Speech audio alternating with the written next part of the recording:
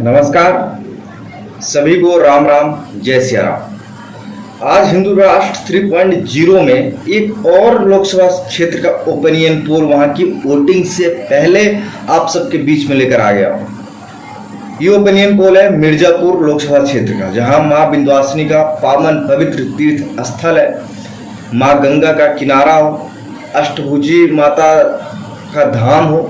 ऐसे लोकसभा क्षेत्र का आप सबके सामने ओपिनियन पोल लेकर आया हूं। आइए जानते हैं इस लोकसभा क्षेत्र में क्या होने वाला है, किस पार्टी को जीत मिलने वाली है, किस पार्टी को मुंह की खानी है।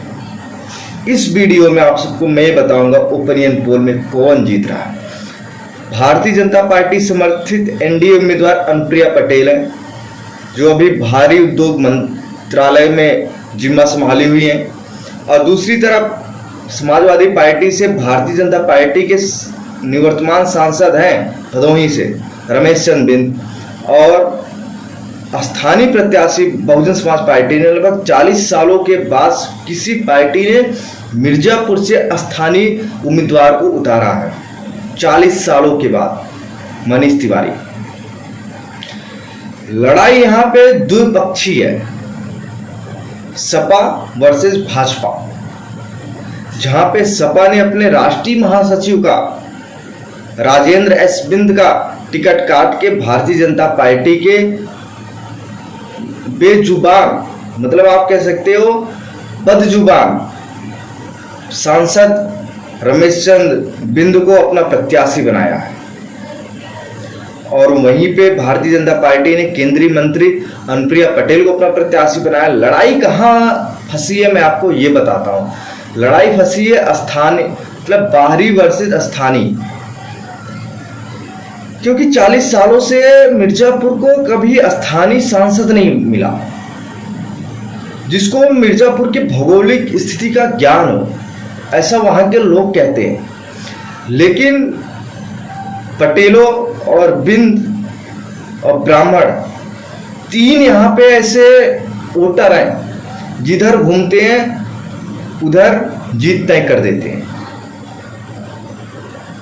अनुप्रिया पटेल पटेलों की एक सबसे बड़ी नेता बनती जा रही हैं, जिसको देखते हुए ओबीसी वर्ग के जो नेता अखिलेश यादव, इनको एक भाव इनको सूट नहीं कर रहा कि हमारे होते हुए उत्तर प्रदेश में ओबीसी वर्ग के कोई बड़े नेता निकले। क्योंकि आप सबने देखा होगा कि केशव प्रसाद मौर्य पे कैसे अखिलेश यादव टिप्पणी करते हैं, आप सबने देखा होगा अनुप्रिया पटेल पे कैसे टिप्पणी करते हैं, आप सबने देखा होगा कि जो ओबीसी नेता है अखिलेश यादव पार्टी के जो नेता हैं उन ओबीसी नेताओं पे कैसे टिप्पणी करते हैं। ये सब आपने भली बात देखा होगा।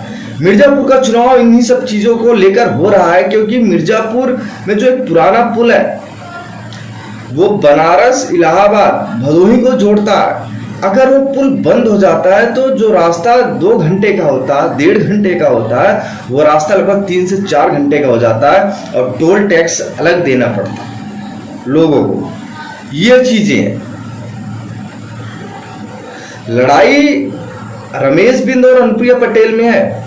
देखिए, रमेश बिंद से ब्राह्मण बहुत खपा है, क्योंकि जब पिछली बार ये सांसद बने थे तो ब्राह्मणों के खिलाफ लगातार टिप्पणी करते जा रहे थे, और अनुप्रिया पटेल सबको साथ लेकर चल रही हैं। पटेलों की एक बहुत बड़ी नेता हो गई हैं। कालीन क्षेत्र के नाम से, कालीन नगरी के नाम से मशहूर मिर्जापुर का ब्राह्मण वोटर देख लीजिए तो भारतीय जनता पार्टी समर्थित अनुप्रिया पटेल के साथ है।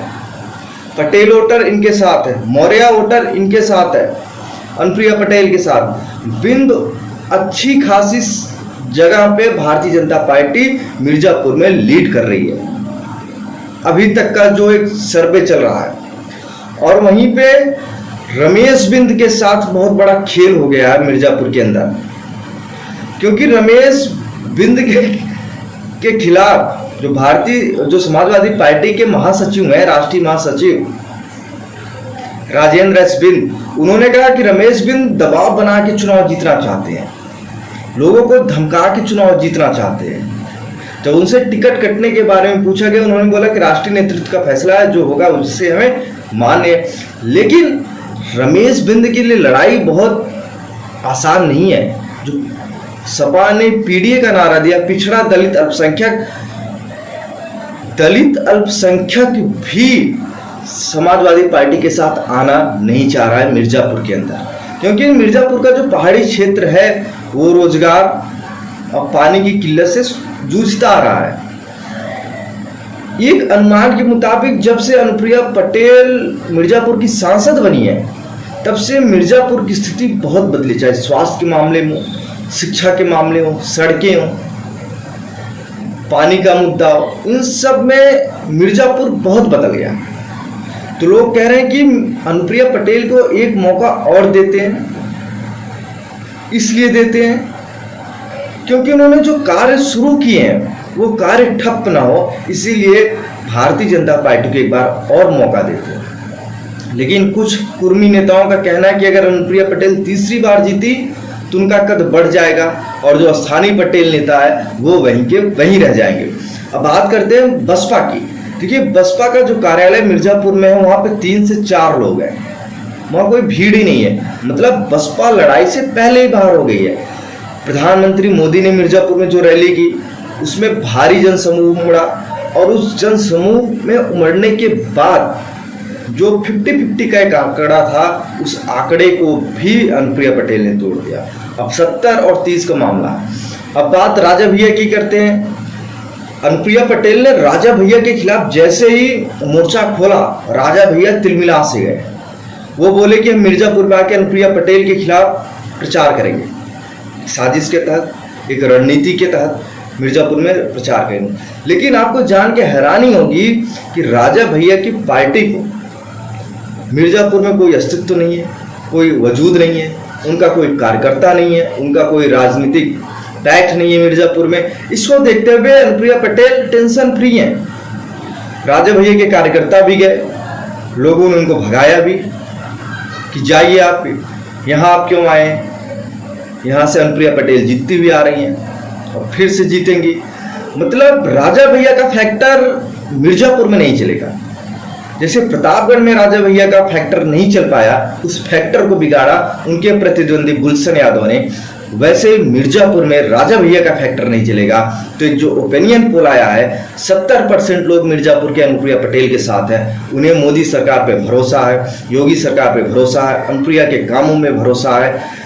और दूसरी तरफ समाजवादी पार्टी को लोग इसलिए नकार रहे हैं क्योंकि जातिवाद जो पीढ़ी है इस पे विश्वास करती है। ब्राह्मण साथ नहीं है समाजवादी पार्टी के, बहुजन लोग साथ नहीं है, अल्पसंख्यक भी जो पढ़े लिखे अल्पसंख्यक है वो एनडीए के साथ जा रहे हैं। इसलिए मिर्जापुर में एक बार फिर से अनुप्रिया पटेल जीत रहे हैं। आपका क्या कहना है, बताते जाइए आप भी। नमस्कार।